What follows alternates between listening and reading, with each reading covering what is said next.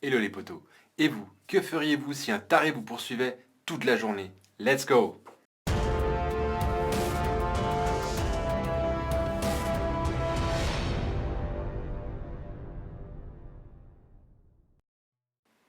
Et on se retrouve donc aujourd'hui avec le film Enragé, réalisé par le réalisateur allemand Derek Borte. Alors, c'est pas un réalisateur de la trempe de Steven Spielberg, George Lucas, J.J. Abrams et compagnie, voilà. C'est un réalisateur qui fait quand même pas mal de films, mais pas super connus. Alors, parmi eux, on peut retrouver London Town, on peut retrouver aussi American Dreamers, ou bien H8RZ, qu'on prononce Haters. Les acteurs. Alors, le tout premier, c'est un acteur ça faisait super longtemps que je le voyais plus, et c'était bien dommage parce que je l'adorais. Et ben là, j'ai eu le plaisir de le redécouvrir. C'est Russell Crowe dans le rôle de Tom Cooper. Alors, je pense que pour la plupart des gens, Russell Crowe, ça reste et ça restera toujours Maximus de Gladiator. Cela dit étant, il a tourné dans d'autres gros films, comme par exemple aux côtés de Sharon Stone, Leonardo DiCaprio et Gene Hackman pour le film Mort ou Vif, ou bien aux côtés de Denzel Washington pour American Gangster. La partenaire de Russell Crowe pour ce film, c'est Karen Pistorius dans le rôle de Rachel Hunter. Alors elle, pour le coup, elle est quand même bien moins connue que son partenaire, donc Russell Crowe, c'est clair. Cela dit étant, elle a quand même une bonne biographie, une bonne filmographie, puisqu'elle a tourné dans le film Gloria Bell, Slow West, ou même le film Cargo aux côtés de Martin Freeman. Le dernier acteur, c'est un tout jeune acteur qui, selon moi, est le futur du cinéma hollywoodien. C'est Gabriel Bateman dans le rôle de Kyle Hunter. Alors lui, il a vraiment commencé déjà très fort étant gamin, vraiment enfant, puisqu'il a tourné dans des films comme Annabelle, il a fait une apparition dans Annabelle. Ensuite, il a eu le rôle principal dans le film Child's Play, la poupée du mal, Chucky pour les intimes. Si jamais vous avez la critique que j'ai faite pour ce film, vous pouvez cliquer sur le lien juste au-dessus. Et il a aussi d'autres compétences, puisqu'il a fait du doublage, notamment pour le film Playmobil, le film où il interprétait plutôt la voix de Charlie. Donc voilà pour les acteurs principaux. Alors, l'histoire. On se retrouve donc avec Rachel Hunter qui vit aux côtés de son fils, Kyle Hunter, et de son frère et de sa belle-sœur. Elle est fraîchement divorcée. C'est une coiffeuse qui a du mal un peu à joindre les deux bouts. Et un jour comme un autre, elle accompagne son fils à l'école en voiture et elle va avoir une altercation avec un mec sur un carrefour. Et de ça va en découler une journée d'enfer pour elle. Ce mec qu'elle va croiser on va se rendre compte que c'est un taré. Voilà. Et donc, à partir de ça, ça va vraiment être une journée de merde pour elle. Voilà, c'est vraiment l'intro du film, le synopsis. On va passer maintenant à la critique et je vais commencer par Gabriel Bateman. Pourquoi? Parce que c'est un acteur qui, selon moi, un petit peu l'image de Finn Wolfhard, donc l'un des acteurs de Stranger Things. Je pense que s'il gère bien sa carrière, s'il s'entoure des bonnes personnes, c'est vraiment le futur Brad Pitt, c'est le futur Bruce Willis, Jack Nicholson, Robert De Niro, qui vous voulez.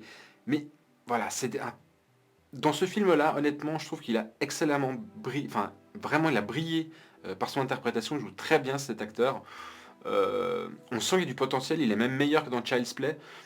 Et voilà, alors c'est sûr que c'est pas un rôle hyper complexe, mais je trouve qu'il joue hyper bien ce gamin, et je pense que s'il gère bien son truc, vraiment le jour de demain, ce sera l'acteur qu'on verra partout, je pense. Russell Crowe, alors voilà, c'est un acteur déjà qu'on connaît depuis longtemps, c'est un acteur qui a un certain physique, une certaine gueule déjà qui est très particulière et que moi j'adore personnellement, les acteurs qui ont une gueule un peu comme ça, qui dégagent quelque chose, je trouve qu'il est excellent pour ça. Et voilà, dans ce film-là, comme d'habitude, il joue toujours aussi bien, si ce n'est même mieux qu'avant. Ça faisait hyper longtemps qu'on ne le voyait pas, enfin moi personnellement, et là ça m'a fait vraiment plaisir de le revoir, donc petit coup de cœur pour lui dans ce film-là. Karen Pistorius, alors elle c'est vraiment son tout premier film dans lequel je la vois. Et honnêtement, je dois avouer qu'elle est très bonne, qu'elle est excellente. Alors certes, on voit que tous les acteurs sont bons, donc du coup ça l'aide à peut-être aussi avoir une bonne interprétation, comme pour Russell Crowe et d'ailleurs Gabriel Bateman, très certainement, mais c'est une très bonne actrice. C'est sûr que son personnage n'est pas complexe, mais elle me vend quand même bien son personnage. Elle me vend bien cette femme indépendante, qui galère dans la vie, qui a un enfant, un adolescent, Et je trouve qu'elle est vraiment excellente, elle est très bonne, ils sont tous très bons en fait. Et petite aparté, hein, je vous signale aussi que dans le film, il y a Jimmy Simpson. Alors pour ceux qui connaissent House of Cards, voilà, c'est l'acteur, un des acteurs principaux de la série. Il est dans ce film et pareil, il est très très bon. Vraiment, on a un très haut niveau, en tout cas un très bon niveau, pas très haut, mais en tout cas très bon niveau d'interprétation dans ce film pour tous les acteurs. On passe maintenant à la partie déco, etc. Bon, il n'y a pas grand chose à dire, hein, ça se déroule dans une ville américaine. Alors je ne vais pas vous dire de bêtises, si c'est New York, Chicago, San Francisco, je m'en souviens plus exactement. Enfin bref, c'est toujours est-il que c'est une grande ville des États-Unis. Donc voilà, le lieu de l'intrigue n'est pas incroyable, ce sont des rues au pied des gratte-ciel, il n'y a rien à dire dessus. On passe maintenant sur le scénario. Alors là, pour le coup, il y a de quoi dire. Parce que Derek Borte, donc le réalisateur, il a eu...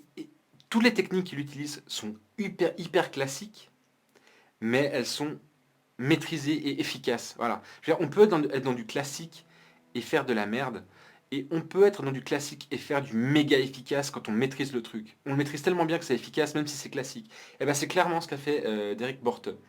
Première chose, l'intro du film par exemple. L'intro du film nous projette, en tout cas nous happe déjà dans l'ambiance dans laquelle Borte veut nous amener. C'est-à-dire c'est vraiment hyper angoissant, c'est violent, c'est cru, on se sent pas bien dès le départ du film et c'est, je pense, ce que Derek Borte voulait. Et vraiment, il a très bien réussi son intro. Autre chose qui est un peu particulier, mais je trouve que c'est toujours intéressant de le mettre en avant, c'est le générique de départ.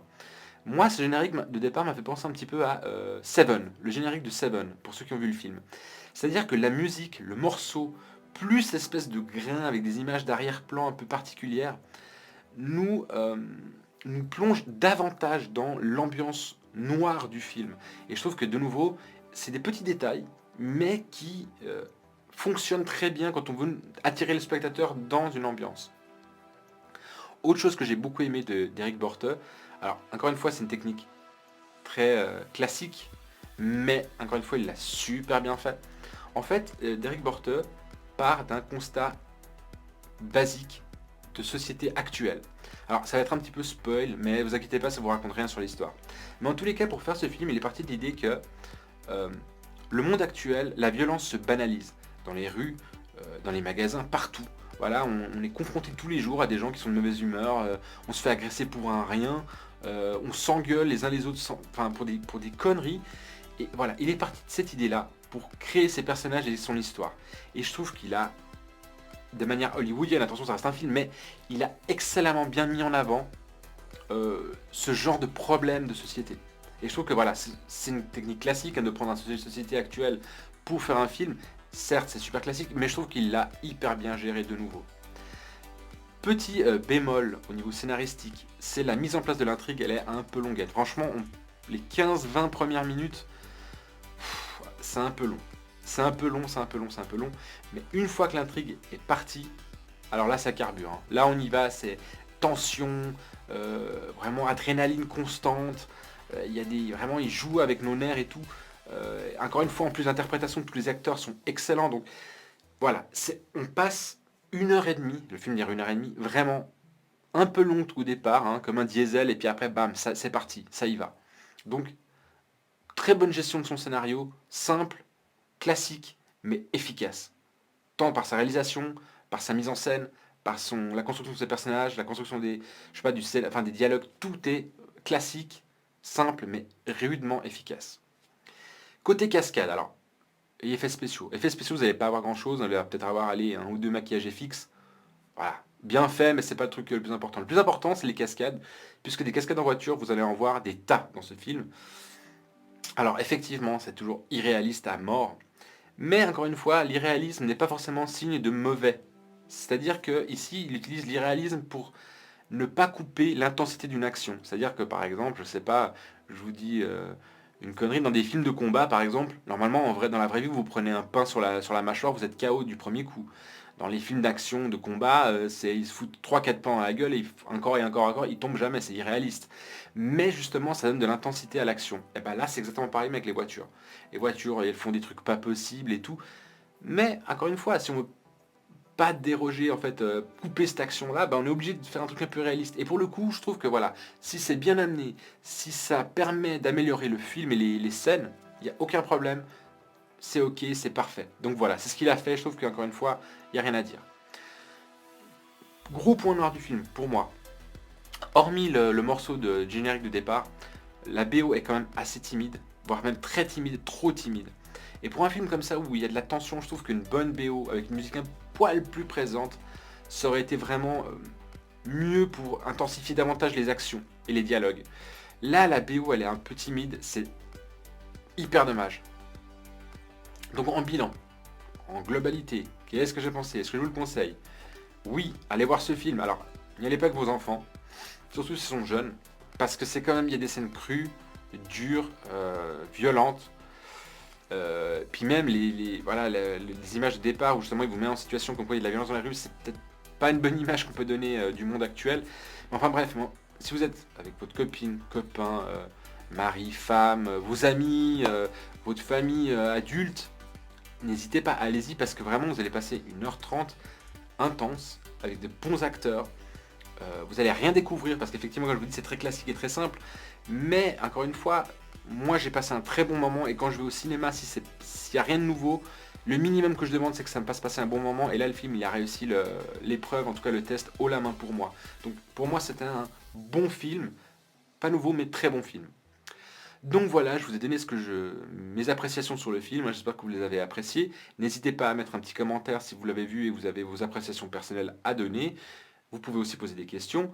Vous pouvez également vous abonner à ma chaîne et activer la petite cloche des notifications pour être au courant de mes prochaines vidéos. Et chose aussi très importante qu'on oublie trop souvent, le petit pouce bleu qui fait bien avancer la chaîne. On va passer maintenant à la partie spoil en 4 points. Donc pour ceux qui ne veulent pas, je vous dis déjà bye bye. Et pour les autres, on se retrouve après l'alerte.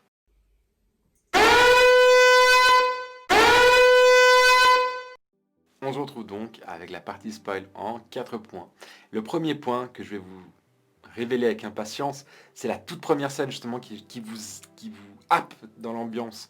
En fait, on voit tout simplement Russell Crowe, Tom Cooper, garé avec son pick-up devant une maison, il pleut, hein, il fait nuit, voilà, ces techniques un petit peu comme ça de cinéma noir, on les connaît.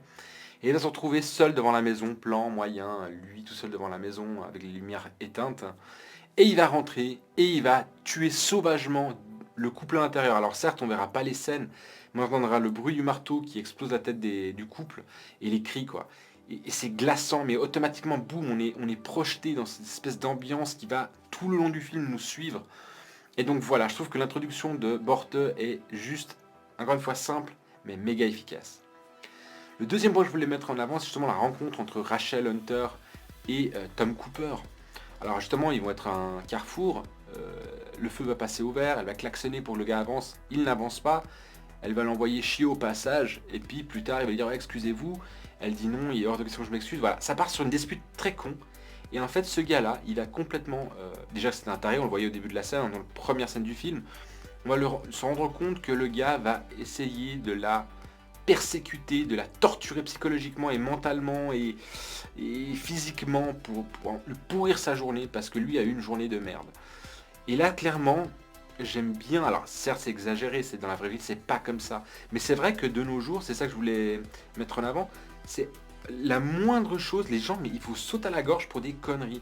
Et alors c'est certes pas un spoil ce que je suis en train de vous dire, mais cette scène, elle dit tout du film et de la vie réelle, c'est que maintenant on fait la moindre chose de travers, on a toujours des tarés dans la rue pour des conneries, ils viennent nous casser les burnes, et je suis désolé, mais je vais être vulgaire, mais c'est vraiment ça. Et je trouve que justement Borte amène de manière cinématographique, hollywoodienne, oui certes, mais c'est vrai, et ça ferait prendre conscience qu'à un moment donné, il faudrait peut-être qu'on arrête nos conneries et qu'on soit juste un peu plus aimables les uns les autres et plus respectueux. Voilà. Donc c'est certes pas un spoil ce que je vous ai donné, mais je tenais vraiment à le mettre en avant parce que c'est vrai que quand on y pense, après on se dit mais c'est vrai, on devient tous tarés quoi.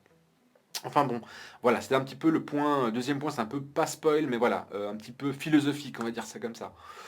Troisième point, justement je vous parlais des casquettes qui sont exagérées. C'est vrai qu'à un moment donné, Tom Cooper poursuit Rachel Hunter, et il vole le monospace de la voisine de Rachel pour la poursuivre. Et son monospace, c'est un tank. Le truc, ça défonce n'importe quoi, n'importe quelle voiture, elle y passe. Et la voiture, le monospace de Tom, qui vole donc, Elle a 3 égratignures à l'avant. Voilà, comme je vous dis, c'est irréaliste. Je veux dire, vous prenez un monospace, vous foncez dans une bagnole, à moins d'avoir un pare-buffle de 3 mètres sur 4 mètres, votre monospace, il est cuit, peu importe la voiture. Là, c'est deux trois égratignures, mais justement, ça évite de couper l'intensité de l'action. Et voilà. Dernier point, alors c'est vraiment la fin du film, hein, après que Tom Cooper ait tué l'avocat de Rachel, qu'il ait torturé son frère, qu'il ait tué la belle-sœur de Rachel, qu'il l'ait manipulé pour pas qu'elle appelle les flics, et bien bref. Elle réussit avec Kyle, donc avec son fils, à l'attirer dans la maison de ses grands-parents et à lui tendre un piège. Et au final, Rachel réussit grâce à des ciseaux de coiffeuse, puisqu'elle est coiffeuse, grâce à des ciseaux qu'elle avait dissimulés dans ses poches, à lui planter dans l'œil et à le finir comme il faut. Et c'est là où on est, voilà, comme je vous dis, cette espèce d'adrénaline. À la fin, on est essoufflé, limite, on lui fait un fuck au gars, il y a crève en foiré et tout. Voilà, c'est pour ça que je vous dis, c'est un film qui, au niveau de l'adrénaline, travaille très très bien. C'est classique, mais ça travaille très bien. Et voilà. Donc je vous ai donné les 4 points que je voulais mettre en avant. Je vous ai pas dit les gros points intéressants. Voilà, c'est intéressant, c'est le principal en tous les cas. Il y a d'autres choses à découvrir du film. Ne serait-ce que sur l'intensité et en tout cas la découverte des interprétations de chaque acteur, que je vous conseille vraiment vivement, encore une fois, je le répéterai jamais assez. Mais en attendant, prenez soin de vous et bye bye.